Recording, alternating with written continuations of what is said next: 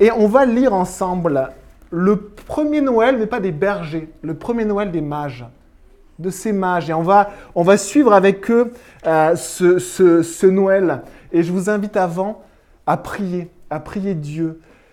Saint-Esprit, Seigneur Jésus, Seigneur Dieu, on s'en remet à toi. Tu es dans le ciel et tu es tout-puissant. Et on te remercie pour ta parole, on te remercie pour ton amour, pour cette chaleur qui vient de toi et aussi pour ta lumière. On a besoin de ta lumière. Aide-nous simplement à accepter cette lumière qui vient de la parole de Dieu. Merci Seigneur Jésus. Amen. Alors, je vous invite à prendre Matthieu au chapitre 2. Alors, ça tombe bien puisque on prêche dans Matthieu les dimanches. Et la première fois qu'on avait commencé dans Matthieu, on n'avait pas commencé au chapitre 1. On n'avait ni vu le chapitre 2 et on avait commencé au chapitre 3 ou au chapitre 4. Et du coup, c'est le temps de passer au chapitre 2. On ne verra pas le chapitre 1 parce que ça serait trop long. Donc juste chapitre 2, les 12 premiers versets. Prenez Matthieu au chapitre 2, page 618. Pour ces Bibles-là. Alors voici ce que la parole de Dieu écrit. Jésus naquit à Bethléem, en Judée à l'époque du roi Hérode. Or, des mages venus d'Orient arrivèrent à Jérusalem et ils dirent « Où est le roi des Juifs qui vient de naître ? En effet, nous avons vu son étoile en Orient et nous sommes venus pour l'adorer. » Quand le roi Hérode apprit cela, il fut troublé, et Jérusalem avec lui. Il rassembla tous les chefs des prêtres et spécialistes de la loi que comptait le peuple et leur demanda où le Messie devait naître. Ils lui dirent « À Bethléem en Judée, car voici ce qui a été écrit par le prophète. En toi, Bethléem, terre de Juda, tu n'es certes pas la plus petite parmi les principales villes de Juda, car de toi sortira un chef qui prendra soin d'Israël, mon peuple. » Au verset 7. Alors Hérode fit appeler en secret les mages. Il s'informa soigneusement auprès d'eux du moment où l'étoile était apparue. Puis il les envoya à Bethléem en disant « Allez prendre des informations exactes sur le petit enfant et quand vous l'aurez trouvé, faites-le moi savoir afin que j'aille moi aussi l'adorer. » Après avoir entendu le roi, ils partirent. L'étoile qu'ils avaient vue en Orient allait devant eux jusqu'au moment où, arrivée au-dessus de l'endroit où était le petit enfant, elle s'arrêta. Quand ils aperçurent l'étoile, ils furent remplis d'une très grande joie. Ils entrèrent dans la maison, virent le petit enfant avec Marie, sa mère, se prosternèrent et l'adorèrent. Ensuite, ils ouvrirent leur trésor et lui offrirent en cadeau de l'or, de l'encens et de la myrrhe. Puis, avertis dans un rêve de ne pas retourner vers Hérode, ils regagnèrent leur pays par un autre chemin. Étrange quand même que ce peuple juif, qui n'aimait pas trop les étrangers, ou était un peuple en tout cas qui était un peu à part, qui avait une fierté d'être juif, eh bien on a des étrangers, des mages qui viennent de très loin, et qui viennent adorer celui qu'ils décrivent comme étant le roi des Juifs.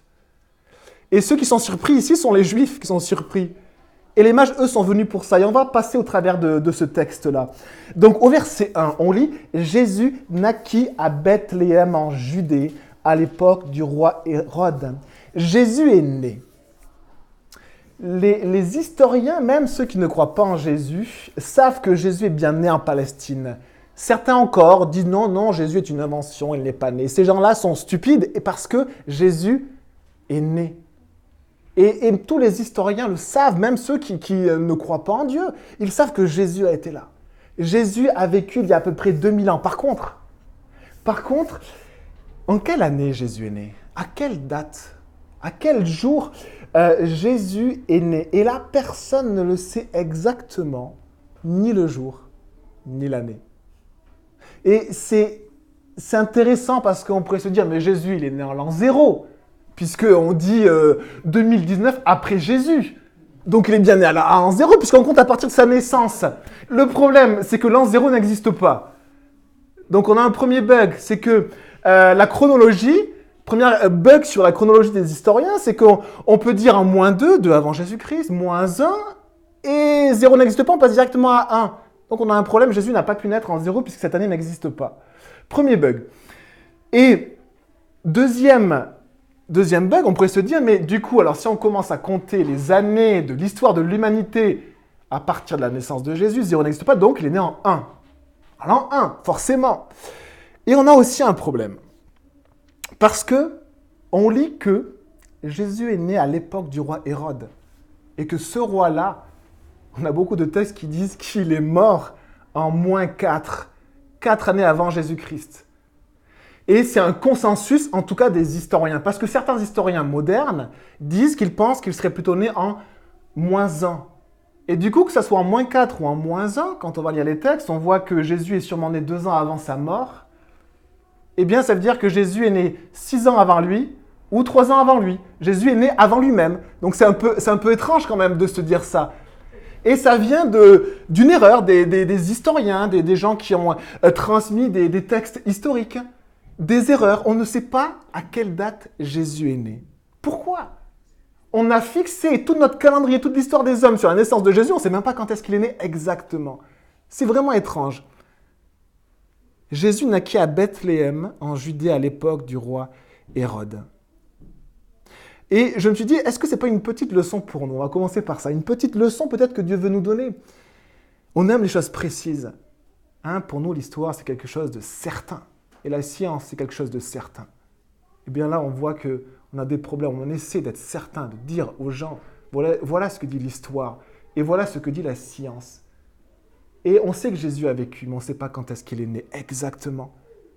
Dater un événement historique n'est pas si simple, c'est la première leçon qu'on peut se voir. Dater un événement n'est pas si simple. L'histoire déclare des choses, mais des fois elle n'est pas sûre, l'histoire.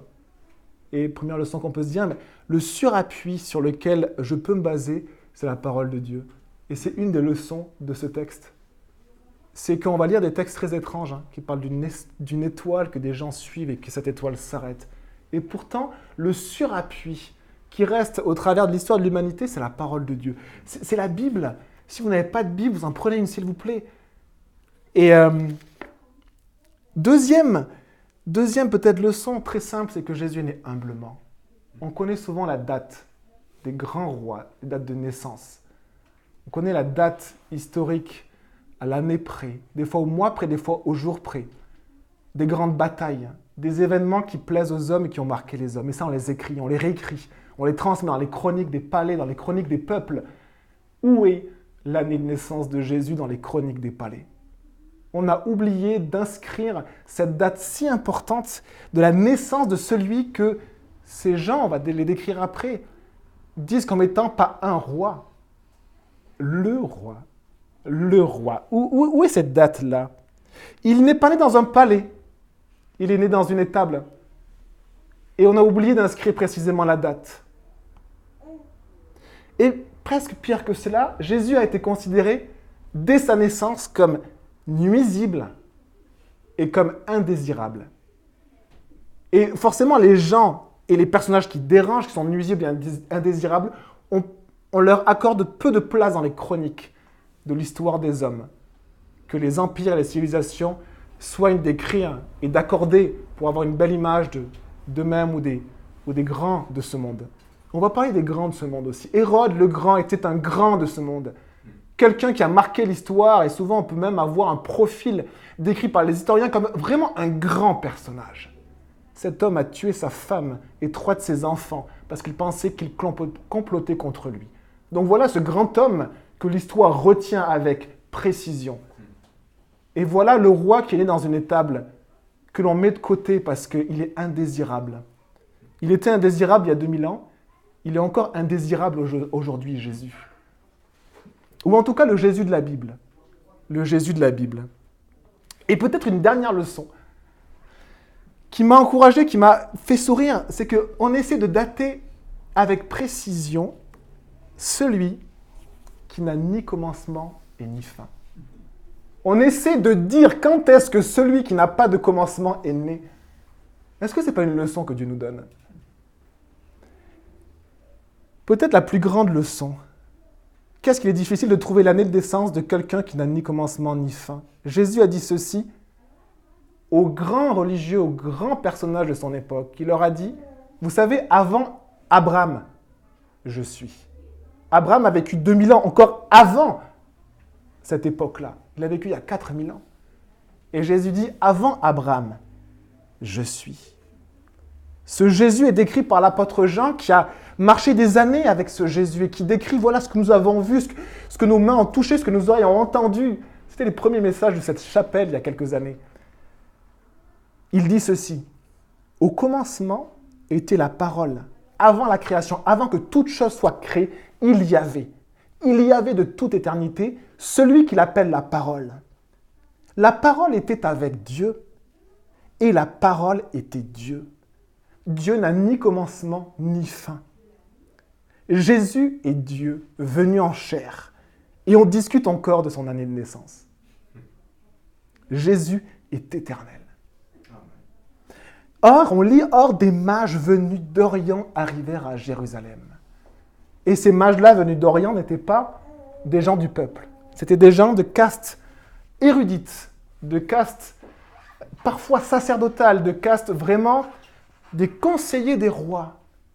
Ils avaient le droit, ils avaient leur place à la cour des rois et des plus grands empereurs, de l'empire assyrien, de l'empire babylonien, de l'empire perse. Et ces personnes-là sont décrites comme des mages, magos.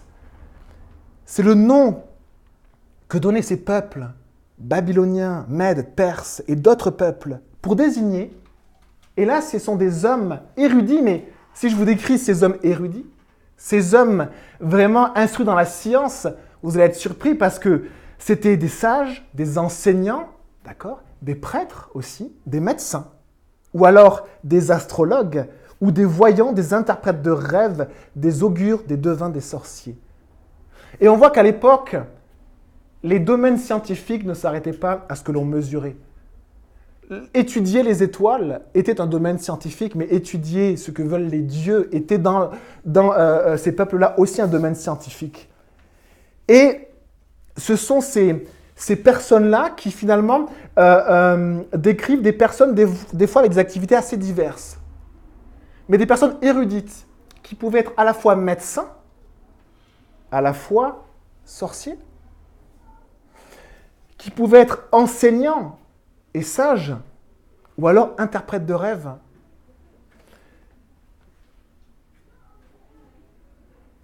Les mages étaient des personnes qui pratiquaient les sciences qui étaient versées dans les connaissances de l'époque. Alors, est-ce que ces mages qui viennent à Jérusalem étaient des sorciers ? Faisaient la divination, prédisaient l'avenir. En tout cas, ils étaient dans un univers où cela existait. Car dans l'Antiquité, l'étude des astres, donc l'astronomie, et aussi la prédiction des destins des grands personnages, ou le fait que des événements soient perçus comme des événements mauvais ou des événements bons, cela aussi était analysé par les étoiles, et c'est ce qu'on appelle l'astrologie. Alors l'astrologie antique était un peu différente de l'astrologie de maintenant. L'astrologie de maintenant, vous allez voir votre horoscope, où on va vous décrire un profil de ce qui va se passer, de ce que vous devriez ressentir, parce que vous êtes né à telle époque, et que du coup vous êtes Gémeaux ou Crabe, ou je ne sais, je ne les connais pas. Je ne les connais pas. Je crois que je suis Cancer, je crois. Et à l'époque, l'astronomie, l'étude des astres et l'astrologie, la prédiction par rapport aux astres, étaient liées. Elle était liée, elle était indissociable. Et donc ici, on a des gens qui ont étudié les étoiles parce qu'ils ont découvert une nouvelle étoile. Donc ce sont les mages, mais pas du côté des augures, des devins ou des médecins, mais du côté de ceux qui étudiaient les étoiles. Donc des astronomes ou des astrologues, les deux étaient liés. Mais la question, on se dit, mais alors du coup, à la fois, ils avaient une connaissance des étoiles incroyable. Ils faisaient des calculs pour voir où est-ce qu'une étoile allait aller, où est-ce qu'une planète allait aller. Ils faisaient des calculs pour connaître la précision d'une année solaire. Des calculs pour connaître quand allait avoir lieu la prochaine éclipse. Ils avaient une connaissance des étoiles extrêmement poussée, beaucoup plus poussée que l'Europe en ce temps-là. Ils avaient des milliers d'années d'avance sur les connaissances européennes. Donc ces gens étaient vraiment à la fois des scientifiques. Mais par contre, dans leur culture, ils avaient aussi des grilles de lecture symboliques. Et une étoile signifiait quelque chose. Deux étoiles qui, à un moment donné, se rapprochaient dans le ciel signifiaient quelque chose. Ils avaient cette compréhension-là des étoiles. Mais on peut simplement lire ceci. Des mages venus d'Orient arrivèrent à Jérusalem et dirent « Où est le roi des Juifs qui vient de naître? En effet, nous avons vu son étoile en Orient et nous sommes venus pour l'adorer. » Et là, c'est intéressant parce qu'ils n'ont pas dit « Un roi va naître car les étoiles l'ont prédit. » Non, ils disent « Un roi est né car c'est ce que nous avons vu dans le ciel. » Et ce que nous avons vu dans le ciel, il y a des signes qui indiquent qu'un roi est né. Donc, dans leur compréhension du ciel, dans leur grille un peu symbolique, leur grille de lecture du ciel, ils ont vu qu'à la fois il y avait une naissance, à la fois la naissance d'un roi, la naissance d'un roi chez le peuple hébreu. Parfois, Dieu peut utiliser sa création pour indiquer quelque chose. Et plusieurs fois dans la parole de Dieu, on voit que Dieu, dans le ciel également ou sur la terre, produit des signes visibles de la part des hommes. Et je vous lis ce passage de Psaume 19. Dieu peut montrer sa gloire par des signes. Psaume 19, verset 2. Le ciel raconte la gloire de Dieu et l'étendue révèle l'œuvre de ses mains. Le jour en instruit un autre jour, la nuit en donne connaissance à une autre nuit. Ce n'est pas un langage, ce ne sont pas des paroles, on n'entend pas leur son. Cependant, leur voix parcourt toute la terre. Leurs discours vont jusqu'aux extrémités du monde, où il a dressé une tente pour le soleil. Parfois, Dieu parle par sa création, de la manière dont il le veut. Et ces mages avaient une compréhension du ciel, une manière de comprendre les étoiles. Et Dieu a parlé au travers de leur manière de comprendre les étoiles. Mais ils n'ont pas prédit. Ils n'ont pas fait de la divination. Ils n'ont pas fait de la magie.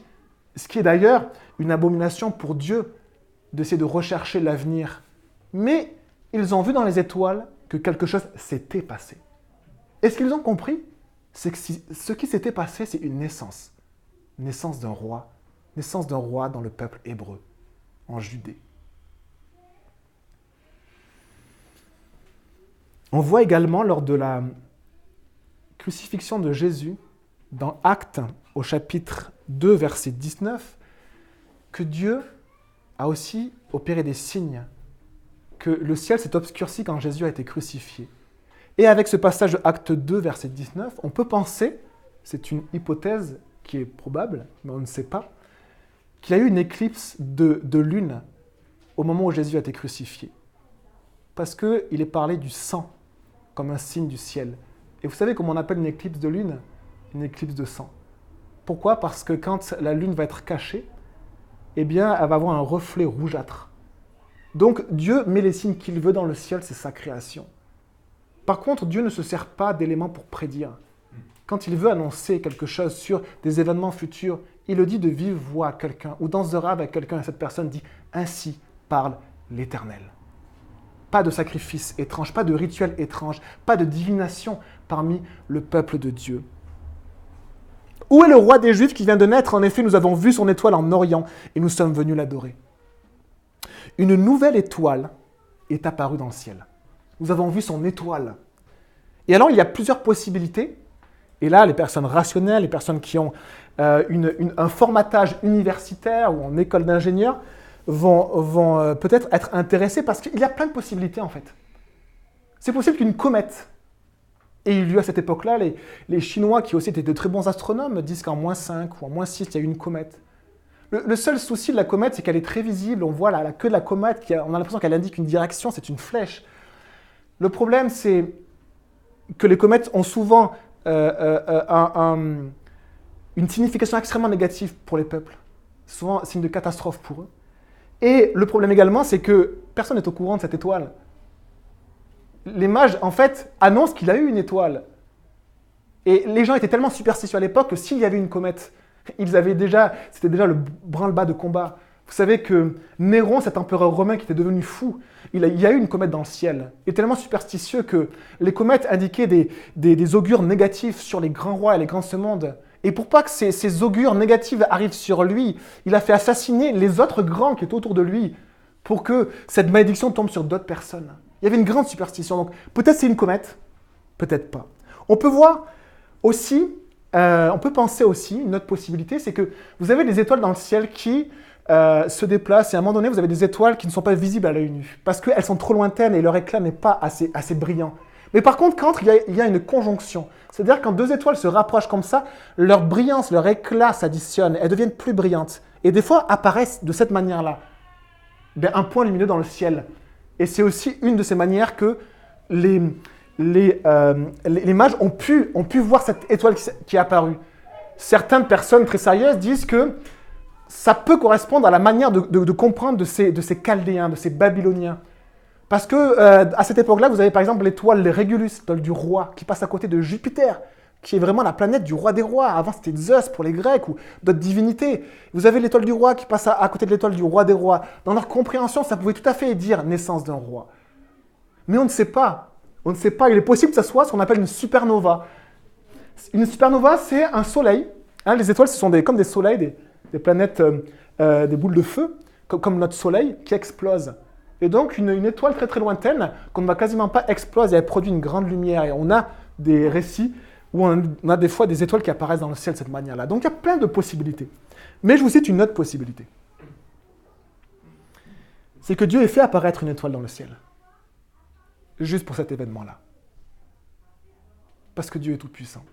Je vais juste vous lire ceci.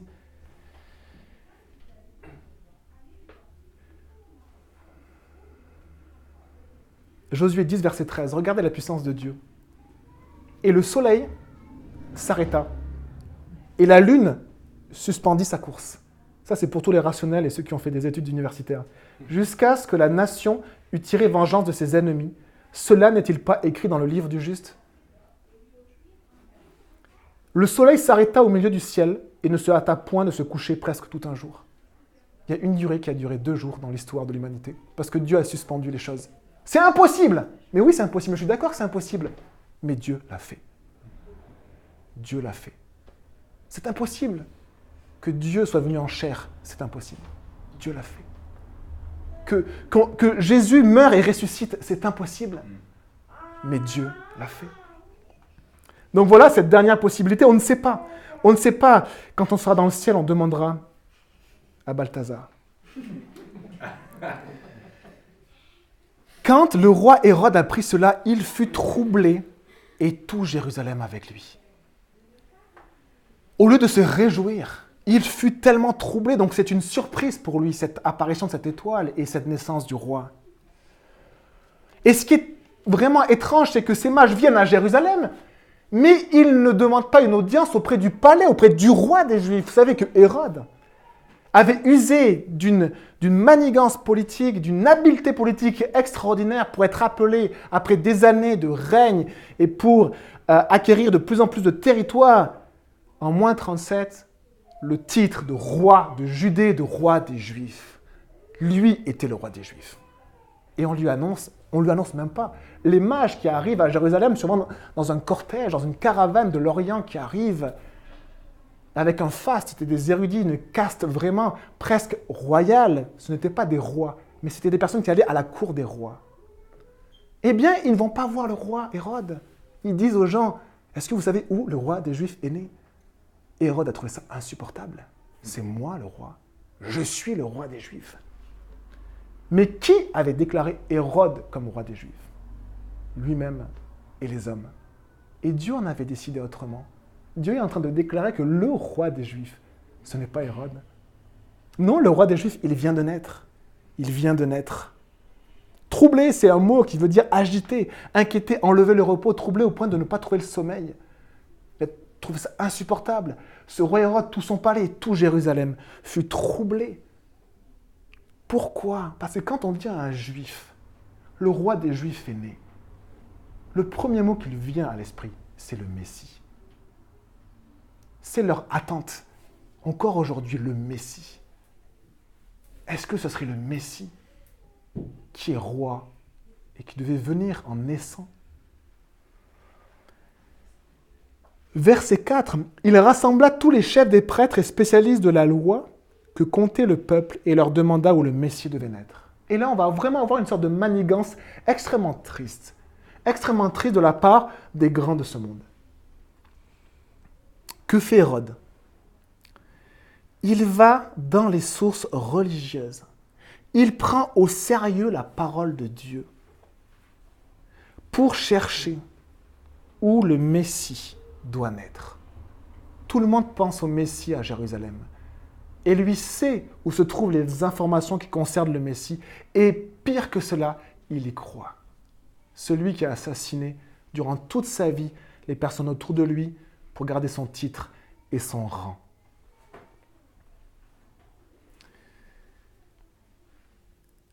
Il y a un verset qui nous dit que des personnes qui détestent Dieu peuvent croire que Dieu existe et croire que la vérité vient de lui.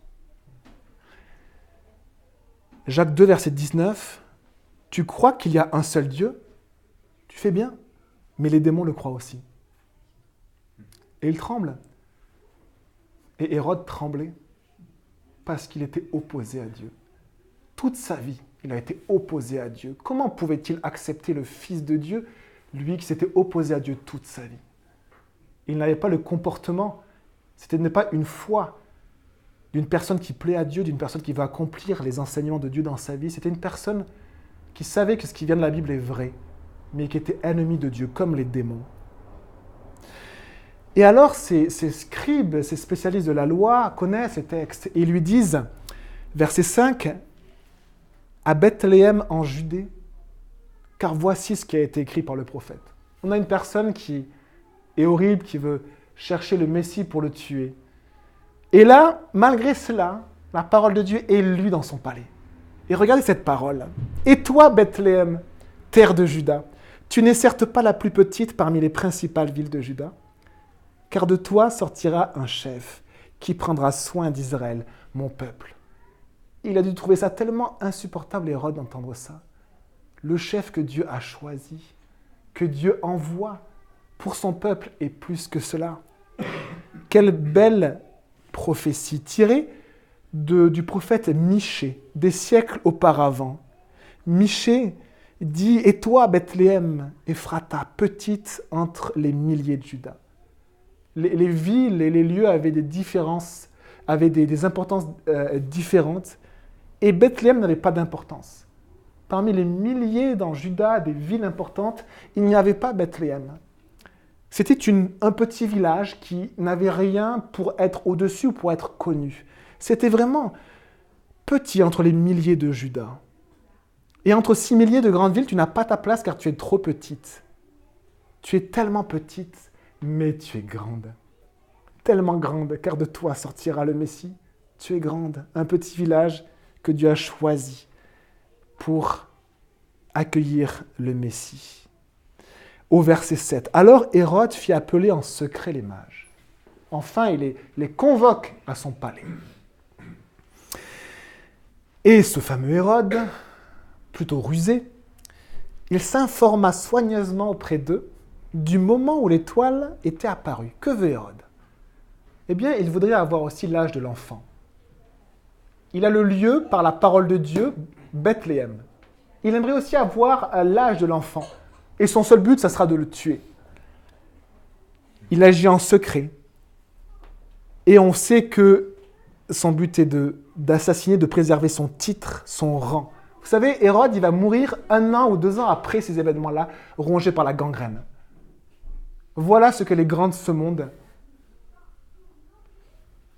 font, ou en tout cas, ce qui reste de ces grands de ce monde. Je vous lis un psaume vraiment qui décrit les grands de ce monde, qui décrit Hérode, qui décrit nos stars, qui décrit les gens qui dirigent, qui décrit les gens qui ont du pouvoir. Regardez comment ce psaume les décrit. Psaume 49, verset 7.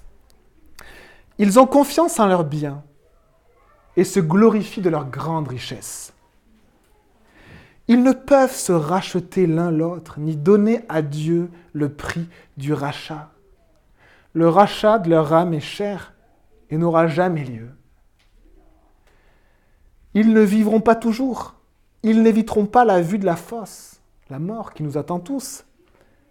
Car ils la verront. Les sages meurent, l'insensé et le stupide meurent également.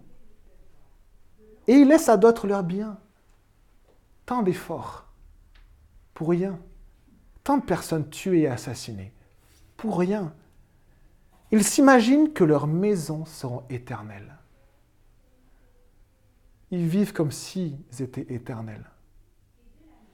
Mais un jour, ils ne sont plus.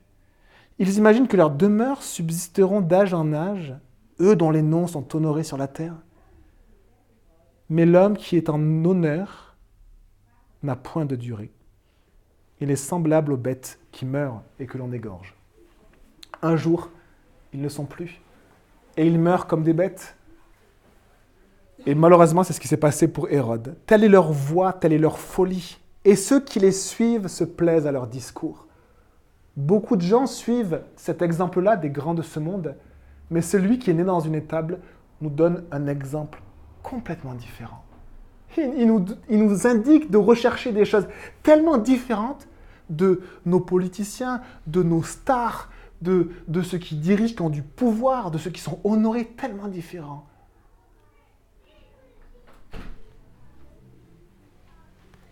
Verset 8.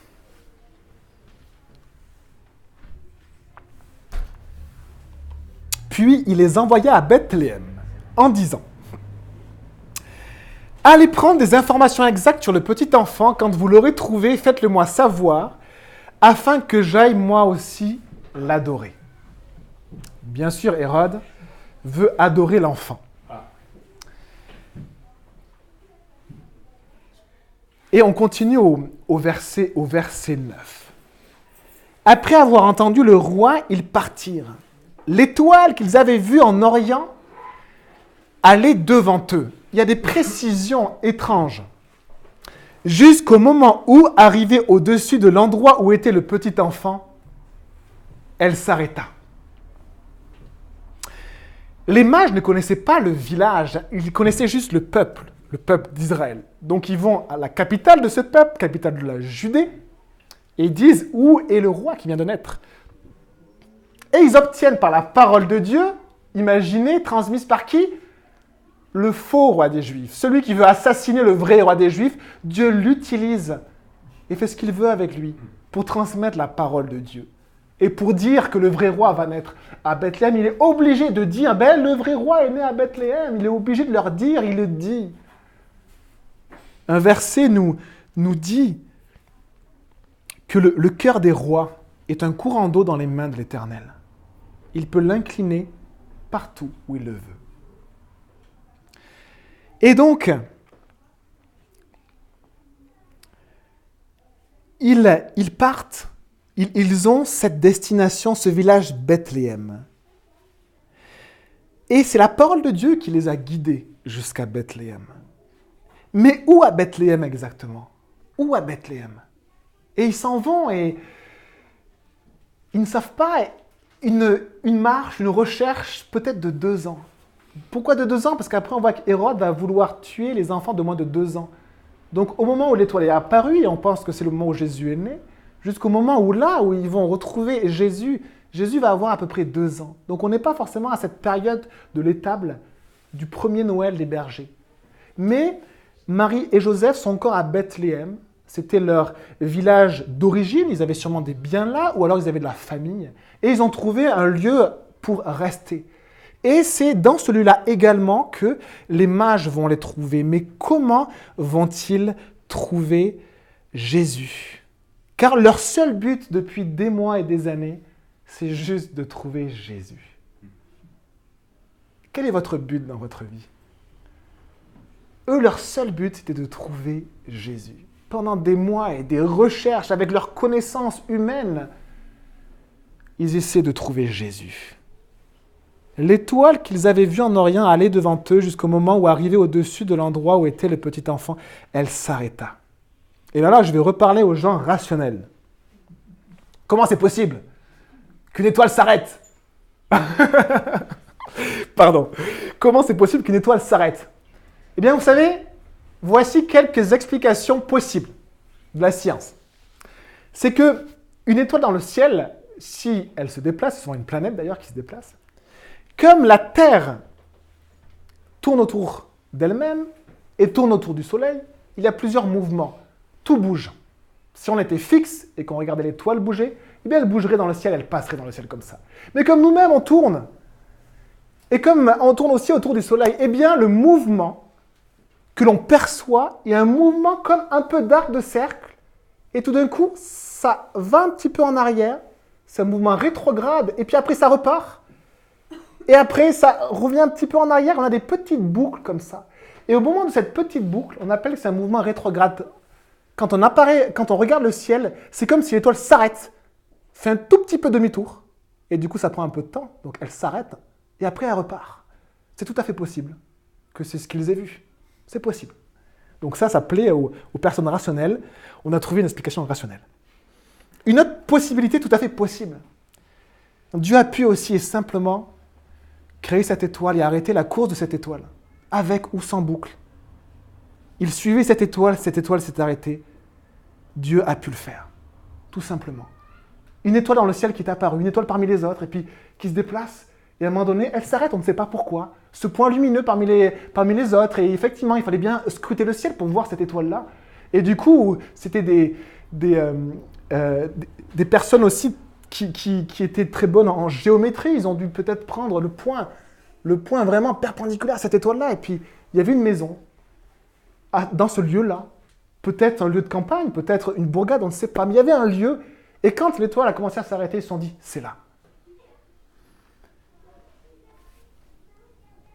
L'étoile qu'ils avaient vue en Orient allait devant eux, jusqu'au moment où, arrivée au-dessus de l'endroit où était le petit enfant, elle s'arrêta. Quand ils aperçurent l'étoile, ils furent remplis d'une très grande joie. L'étoile s'arrête. Les mages savent que c'est la fin de leur voyage. Et l'étoile les a amenés jusqu'au roi, à cette rencontre qu'ils vont avoir face à face. Et ils vont être remplis d'une très grande joie. Avant même d'entrer, ils sont remplis de joie, comme s'ils savent que c'est maintenant, enfin, cette rencontre. Et au verset 11, ils entrèrent dans la maison, virent le petit enfant avec Marie, sa mère, se prosternèrent et l'adorèrent. Ensuite, ils ouvrirent leur trésor. Le mot, c'est des petits coffrets, remplis de quoi ils lui offrirent en cadeau de l'or. Et le mot de l'or, c'est soit des pièces d'or, soit de l'or brut, soit des objets en or. De l'encens et de la myrrhe. Des cadeaux extrêmement chers, dignes d'un roi. Et Marie et Joseph, vous savez, c'était des personnes du peuple. Des personnes qui n'avaient pas beaucoup de moyens. Vous savez, une personne qui est obligée d'accoucher dans une étable, on est d'accord, elle n'a pas beaucoup de moyens. Et c'était leur vie. Lui était charpentier. Et ils n'avaient pas forcément de quoi avoir beaucoup de choses dans leur vie. Et du coup, la maison, que ce soit l'étable qu'on aime penser au temps des bergers, que ce soit une autre maison dans Bethléem. Une maison simple. Et ces érudits qui sont remplis de richesses, vêtus de vêtements de grande valeur, sont heureux. Comme si ils ont trouvé celui qu'ils recherchent. Et là, ils rentrent et ils ne voient pas quelque chose de somptueux. Ils ne voient pas de l'or, un trône, rien de tout ça. Que de la simplicité. Et voit la maman, Marie, et il voit le petit.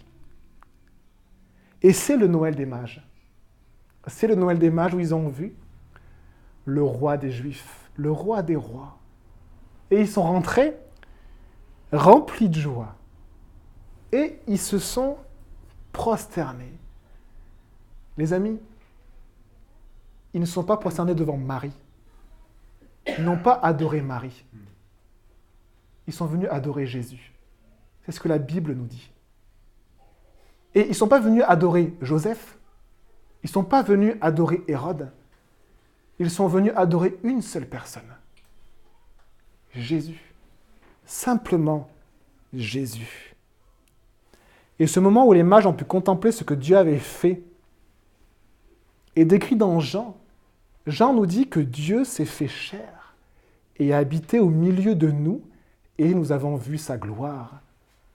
La gloire comme un petit bébé. comme un fils unique venu du Père. Ils entrèrent dans la maison, virent le petit enfant avec Marie, sa mère, se prosternèrent et l'adorèrent. Le chrétien adore simplement Jésus. Simplement Jésus. Ensuite, ils ouvrirent leur trésor devant le roi. Et seul Jésus est roi. Vous avez vu dans cette histoire, ils croisent tellement de gens. Eux sont super importants, mais ce n'est pas eux dont il s'agit. Ils croisent le roi Hérode, ils ne veulent même pas aller le voir. C'est le roi Hérode qui les fait mander secrètement. Ils croisent des gens importants, ils veulent juste voir le roi. Où est le roi? Et là, dans ce texte, la Bible nous dit que le roi, c'est Jésus. C'est Jésus. Et on aime à penser, vous savez, au bébé Jésus, à l'enfant Jésus. On aime ça. C'est quelque chose de beau pour nos cœurs, qui nous remplit de chaleur de voir le bébé Jésus. Et on se dit, mais ils ont adoré l'enfant Jésus. Mais en fait, ils ont adoré Jésus qui était enfant. C'est différent. C'est que Jésus a été enfant pendant combien de temps?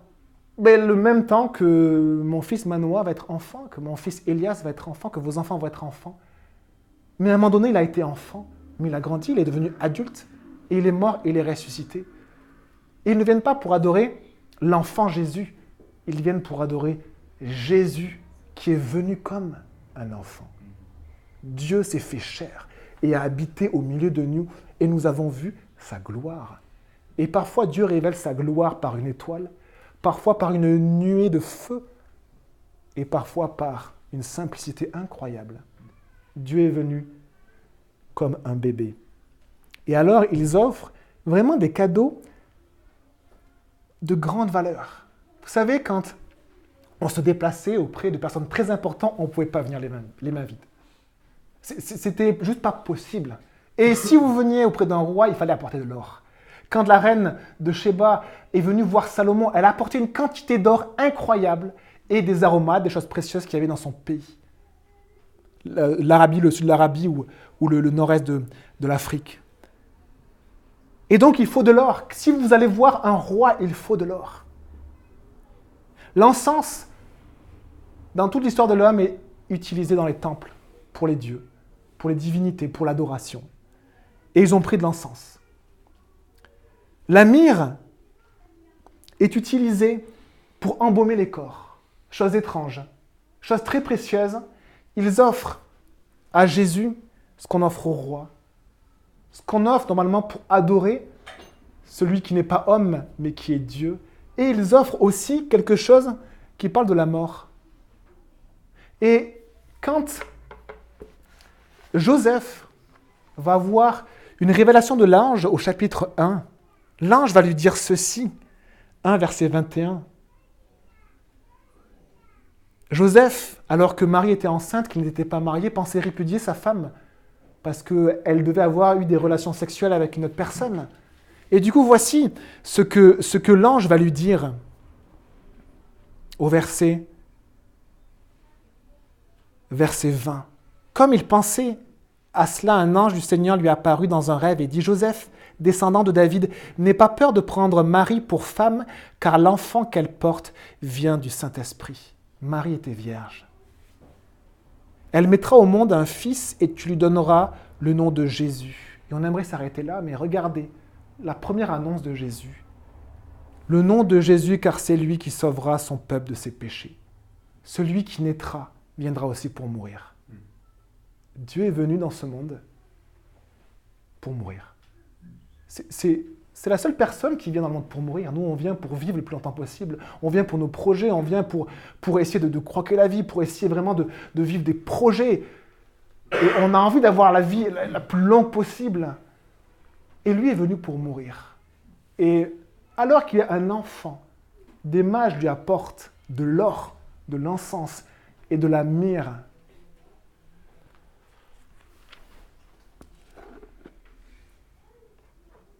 Et on peut se poser cette question. Nous, quand on vient vers Jésus pour l'adorer, qu'est-ce qu'on apporte? Qu'est-ce qu'on apporte? Et vous savez, ce qui est le plus précieux pour Dieu, ce n'est pas de l'argent, ce n'est pas de l'or, ce n'est pas de l'encens, ce n'est pas de la myrrhe. La plus grande adoration que l'on peut faire à Dieu, et l'honorer et l'adorer, c'est juste d'ouvrir nos cœurs à lui. Ce que l'on peut témoigner quand on parle avec des amis, c'est même ceux qui savent que Dieu existe. Gardent ce qu'ils sont, le centre de leur être, comme un coffre-fort. Et les mages ont ouvert les coffres. Et Dieu, ce que l'on peut faire pour l'adorer, c'est ouvrir le coffre. Et c'est la manière qu'il préfère. Pour lui, c'est un trésor de grand prix. Pour lui, c'est vraiment reconnaître Jésus comme le roi. Tu ouvres ton cœur et tu reconnais Jésus comme roi. Tu l'adores. Tu l'adores. Et au verset 12, et on a fini. Puis, avertis dans un rêve de ne pas retourner vers Hérode. Tiens, pourquoi ? Ils regagnèrent leur pays par un autre chemin. Après des mois de recherche, peut-être 2 ans de recherche, peut-être plus d'années de recherche,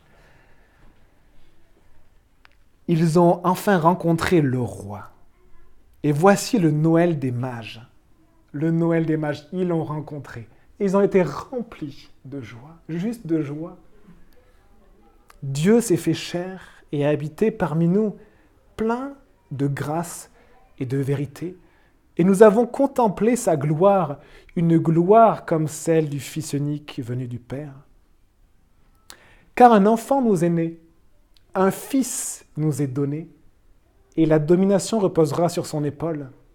On l'appellera admirable, conseiller, Dieu puissant, Père éternel, Prince de la paix. On va chanter un dernier chant, on va prier, et après on va chanter un dernier chant pour se réjouir de ce moment de Noël. Seigneur Jésus, on veut simplement te dire que tu es le roi. Tu frappes à nos cœurs, on veut apprendre à t'adorer. Qu'on soit chrétien ou non, on veut apprendre juste à t'adorer et à nous agenouiller devant toi, Jésus. Merci Seigneur Jésus. Amen.